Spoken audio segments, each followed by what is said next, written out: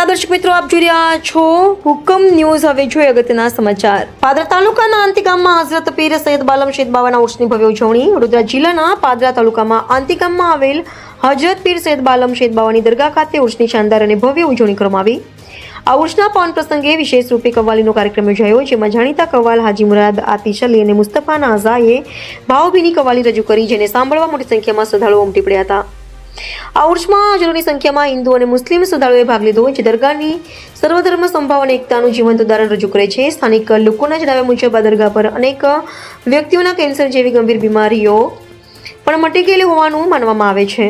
ઉર્સની સફળ ઉજવણી બાદ ઉર્સ કમિટીના સભ્યોએ આયોજનને સફળ બનાવવા બદલ તમામ શ્રદ્ધાળુઓ, સેવાભાવી લોકોને સહયોગનો દિલથી આભાર વ્યક્ત કર્યો હતો। રિપોર્ટર ફરીદ શેખ।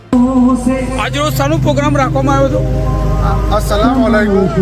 आज रोज पादरा तालुकाना आंटी गामમાં હઝરત પીર બાલમ શહીદ બાવાના ઉર્સનો પ્રોગ્રામ રાખવામાં આવ્યો હતો, જેમાં મશહૂર કવ્વાલ હાજી મુરાદ આતિશ અને મુસ્તફા નાઝાનો શાનદાર કવ્વાલીનો પ્રોગ્રામ રાખવામાં આવ્યો હતો, જેમાં હિન્દુ અને મુસ્લિમ બહુ મોટી સંખ્યામાં ભાગ લીધો।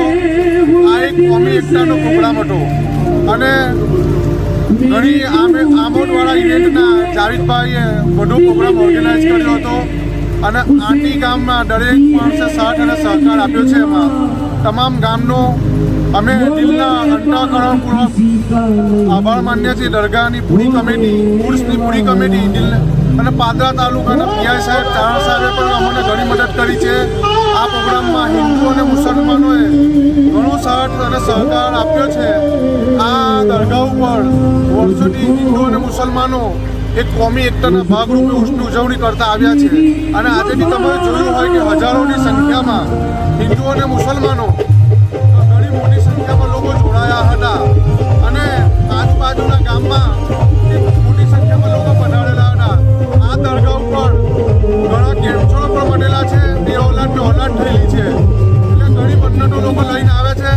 એમને નિરાશ થઈને જવું પડતું નહીં, એમની મન્નતો પૂરી થાય છે અને આ એક શાનદાર ઉર્સની ઉજવણી થઈ, એમાં બધા ગામે સાથ અને સહકાર આપ્યો, એમાં અમે કમિટી દિલથી આભાર માનીએ છીએ। આપણું નામ? મારું નામ સિદ્દીક મલેક।